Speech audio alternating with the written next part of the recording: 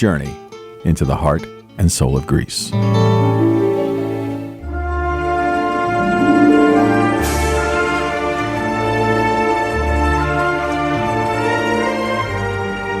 And now, member-supported Hellenic Public Radio Cosmos FM 91.5, a bilingual Greek-American radio program coming to you every day through WNYE 91.5 FM from the Demetrius and Georgia Kaloidis Broadcasting Studios to the greater New York area and worldwide through cosmosfm.org. Our programs air Monday through Friday from 7 to 8 p.m., Saturdays from noon to 3:30 p.m., and Sunday mornings from 9 to 1:30 p.m. Good evening, ladies and gentlemen. You are listening to Hellenic Public Radio, Cosmos FM 91.5. I'm your host, Anna Eliopoulos, and tonight a conversation about the latest on the coronavirus. Stay tuned right after our usual community announcements.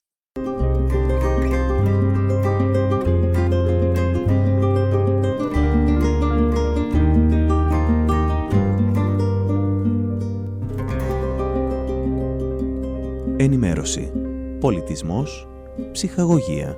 Cosmos FM.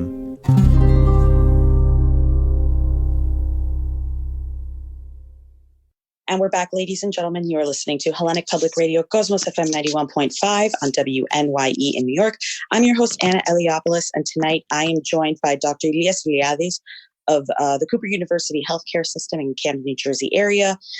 Dr. Iliadis, thank you so much for being on the program this evening. Thank you for having me. I'm looking forward to informing all your viewers. So let's start out with kind of, before we get into some technical questions about developments and things like that, your experience as a physician kind of dealing with this in some of the major metropolitan areas that have kind of become the epicenter of the coronavirus pandemic within the United States. This is unprecedented events and pandemic in my career, in my lifetime. We've never dealt with the number of patients, the acuteness of the illness of those patients, and how rapidly they decline and need incredible amounts of resources for those patients. Obviously, not everyone gets that ill, but when they are ill, they rapidly decline. And the resource utilization for those patients is very challenging. It's so new. We don't understand the infectious aspects of the virus. We don't understand why it really focuses on the lungs and the injury therein. We don't understand that after the virus has been eliminated or reduced in its content, that the body has an exaggerated response to the virus, which also makes the lung situation worse. But we are coming to terms with that. We recognize that supportive care of these very ill patients has worked. We have some noted examples even within my own community of that. We recognize that what we've all done, which we don't want to do, especially as Greeks, is social distancing.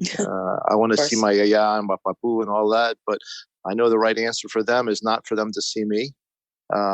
And to keep our distances. But again, this is an unprecedented time. I think we've done the right things by distancing ourselves. New York has led the charge with respect to number of patients that have been infected and their response. So I give everyone there my prayers and my thoughts.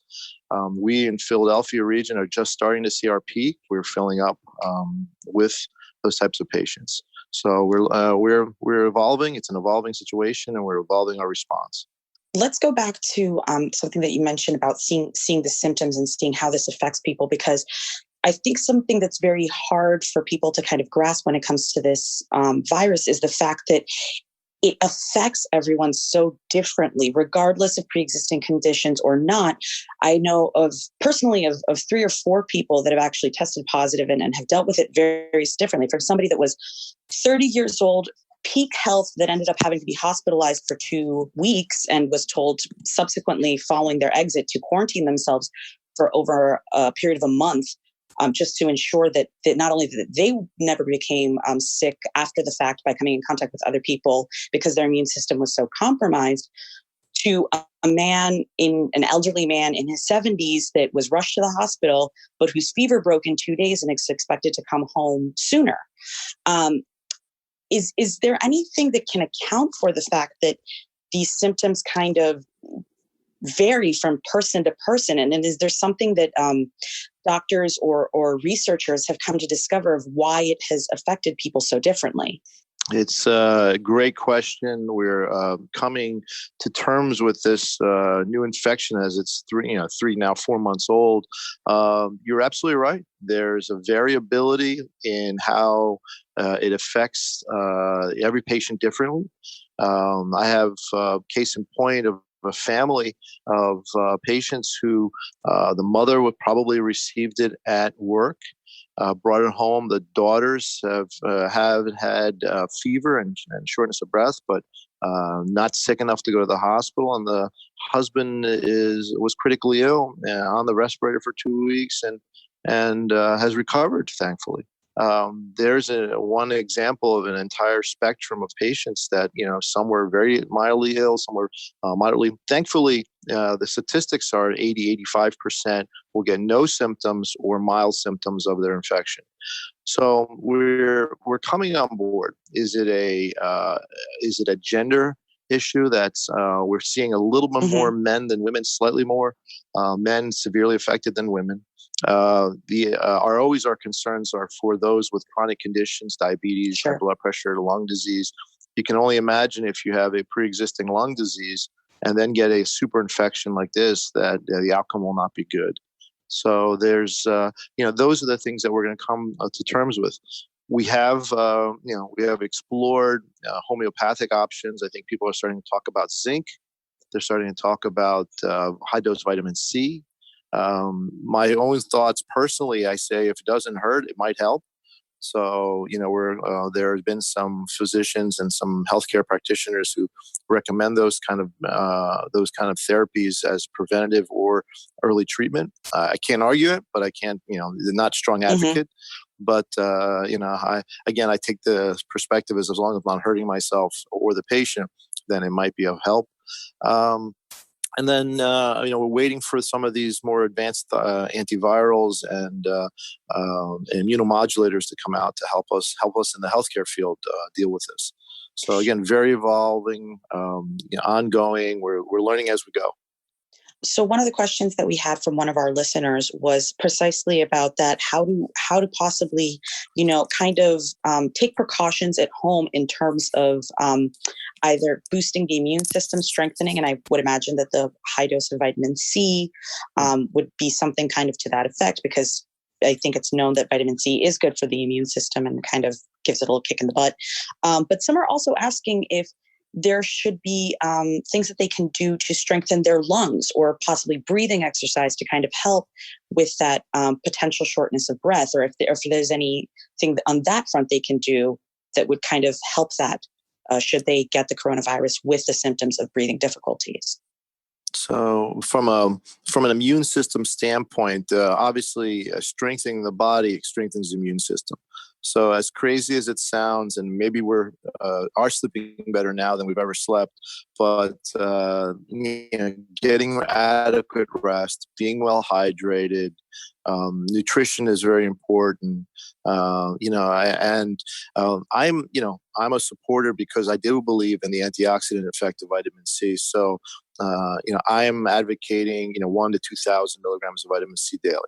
I've been advocating that for many years, irrespective of the current crisis, because I do think it works, and I think there's some data out there that suggests about that. So simple things they can do is take vitamin C.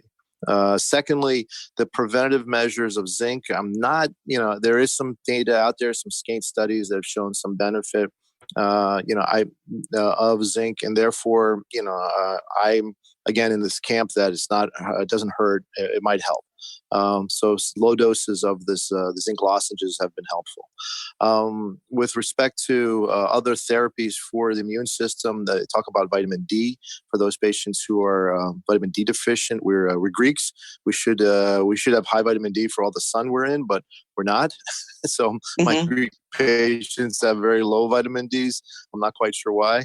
So therefore, supplement of your vitamin D or taking a vitamin D might be helpful in that respect.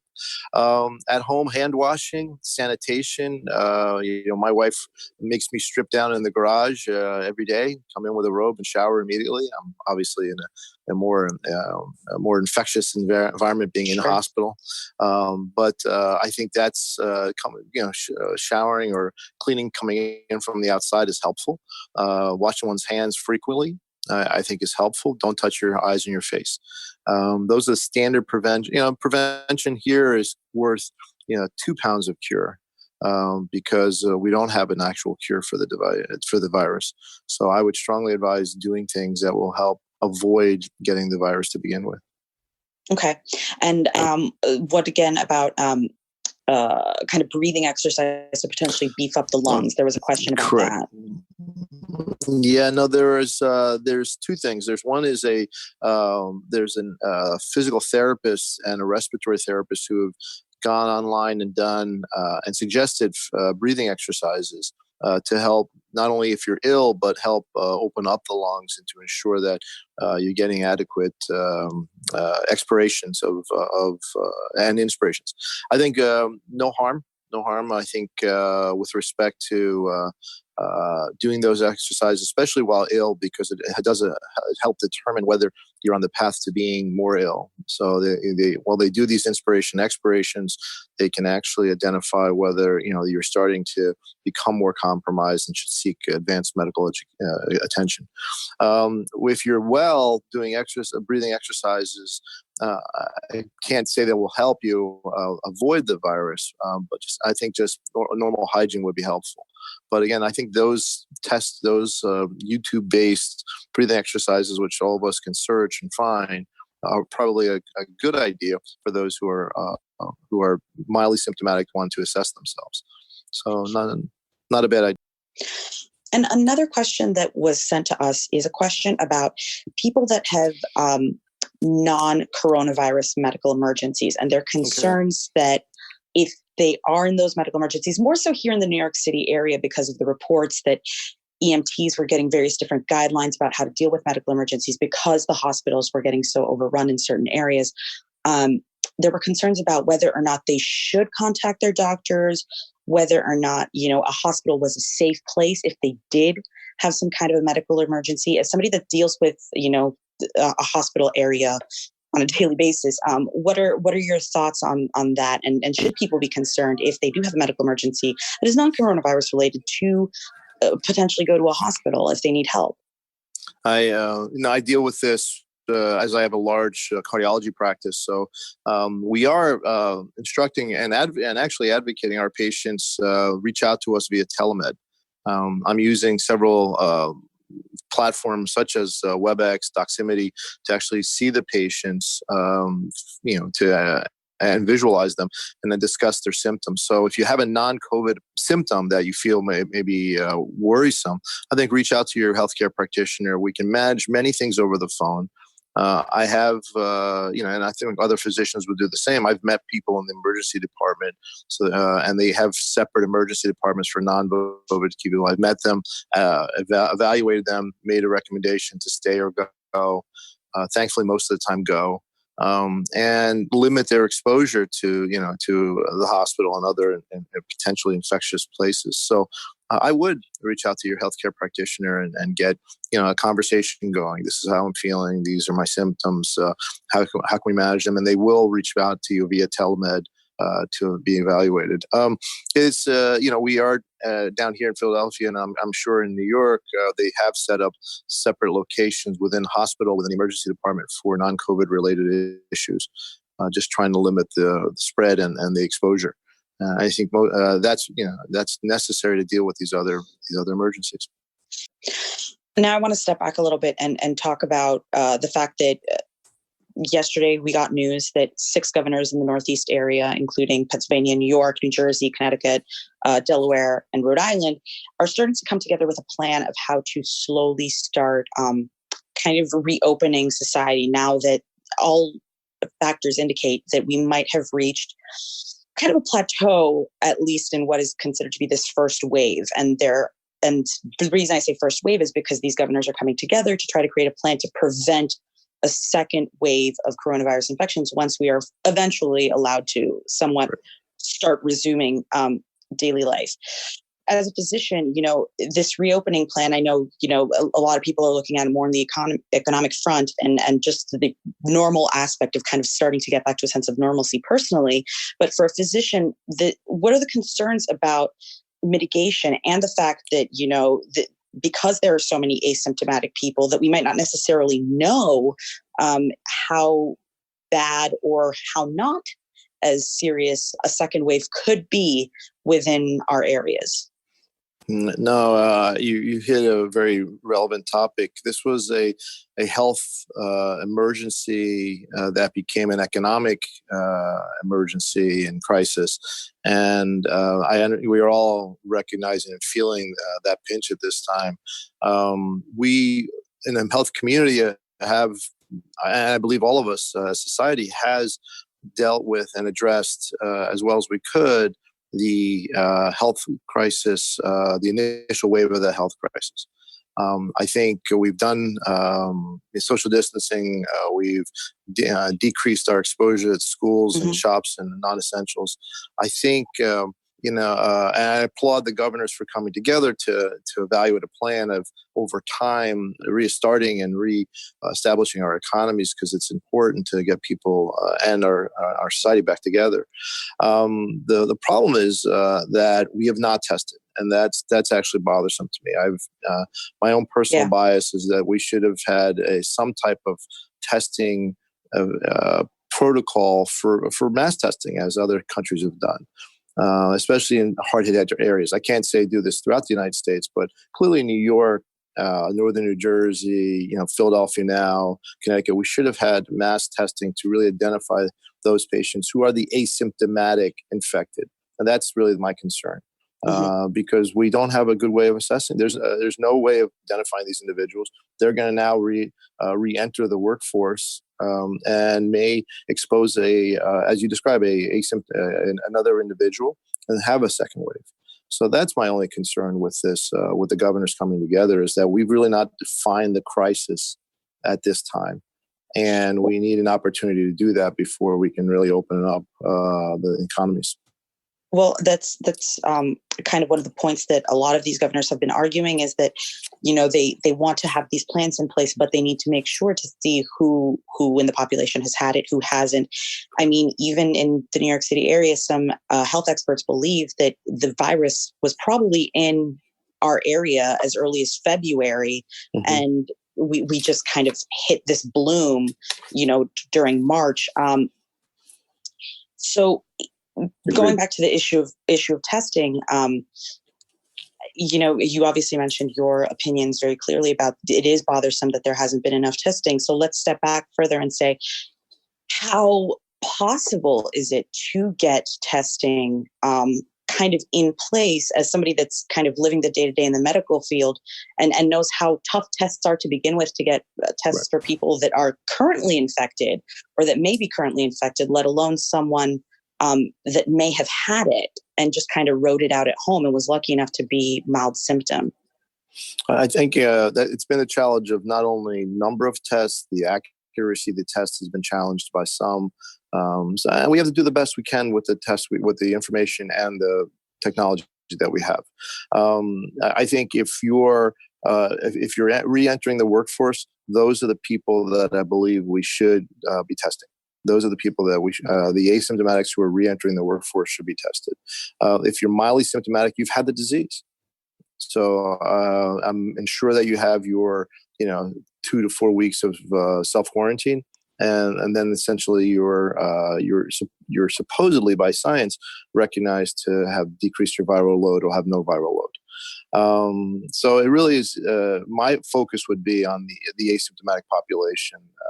and of course, my healthcare practitioners. We're exposed every day to individuals who have it. To ensure that we don't have it and we're not carrying it from patient to patient is very, very important. I think most institutions have started testing their healthcare practitioners to ensure that we're not promoting the disease at that point. It's a point to start at the healthcare workers, start at the asymptomatics returning to work perhaps in a month or so, and those who are mildly ill are ill and have had the disease and need to ride that course of the disease. We'll be back with more of Dr. Iliadis as well as the discussion on the coronavirus right after the news from Greece. Stay tuned.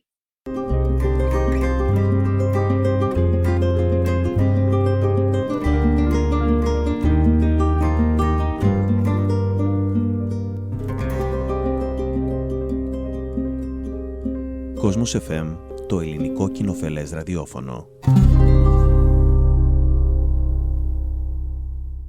You're listening to Hellenic Public Radio, Cosmos FM 91.5 on WNYE. I'm Anna Eliopoulos, and I'm speaking tonight with Dr. Elias Iliadis of the Cooper Union Healthcare System, Camden, New Jersey, and we are discussing the coronavirus. How important do you think is to, once this is all over, go back and try to analyze prior to when we started testing to COVID-19 and trying to figure out how many people might have had it beforehand? How many people might have been potentially diagnosed with pneumonia? And it turns out it might have potentially been somebody that passed away from coronavirus because of the fact that this idea that the disease might have been in the United States longer than we thought. Does that kind of factor in? I mean, obviously now we're in the thick of it, it's not going to matter much, but do you think going down the line, this is something that needs to be looked into to potentially understand the virus better or understand our medical response as a nation better? I think you're hitting both nails on the head. We need to understand this better. We need to study this better. We need to, again, for a disease of 3 months duration, I think my hat's off to all the scientists, to all the researchers, the pharmaceutical industry that's brought us this far with the drugs we have. It's amazing. Where we are at.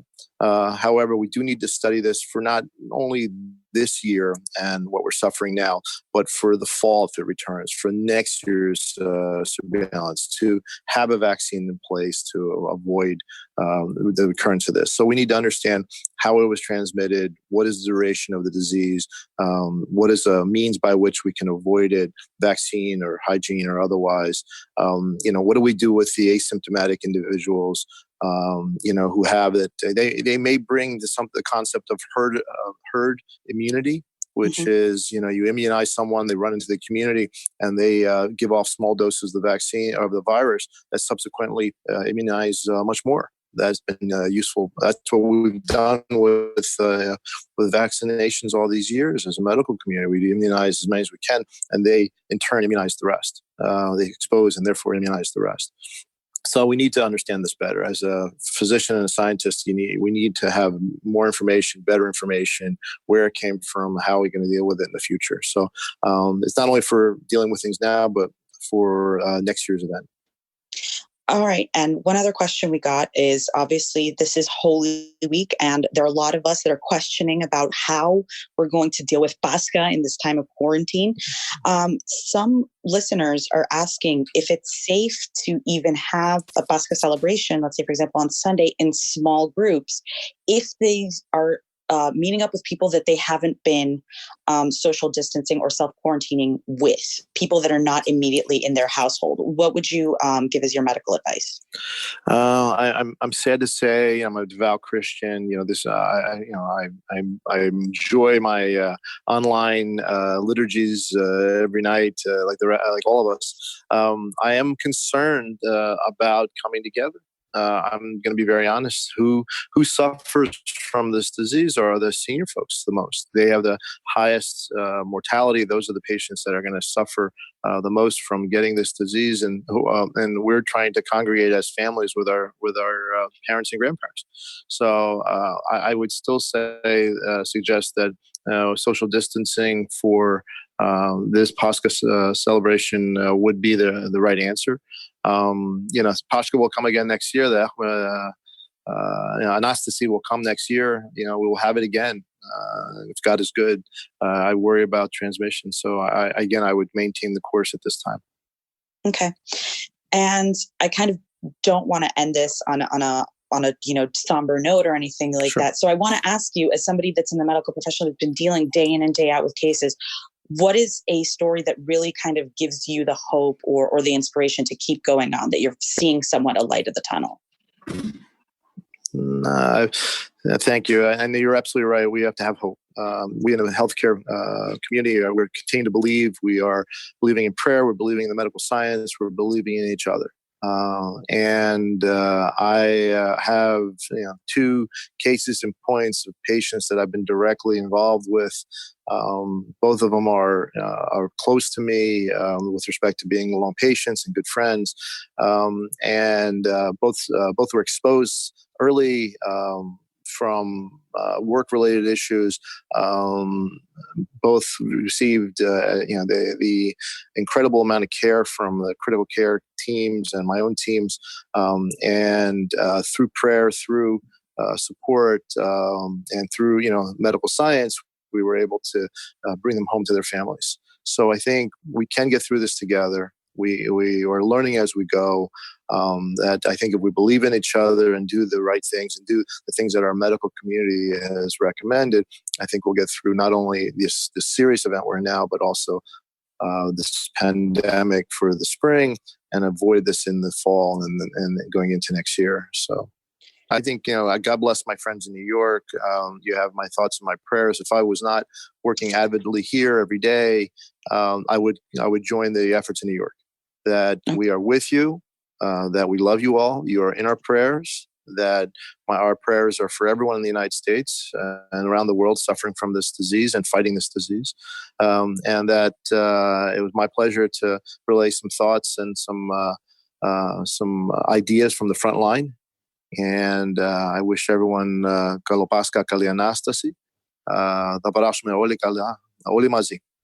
Thank you so much, Dr. Iliadis, for your time and for kind of clarifying some of these issues. And my pleasure. And I wish everyone a joyful holiday season and a wonderful year. Take care. That's it for tonight. I would like to thank Dr. Elias Iliadis of the Cooper Union Healthcare System for answering our questions on the coronavirus and discussing the latest on the illness. If you have any questions, comments, suggestions, you can always email us, info@cosmosfm.org. You can also reach out to us on social media. Facebook is the best place to send your comment as well. And of course, you can head to our website, www.cosmosfm.org, at any time to hear this program or any other program you might have missed on our archives. Cosmos FM will be back on the air tomorrow at 7 p.m. From Anna Eliopoulos and all of us here at Cosmos FM, have a wonderful night, stay safe and healthy, and have a blessed Pascha.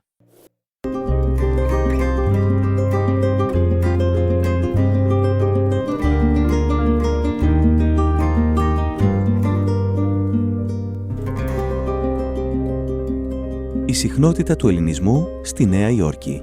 Cosmos FM.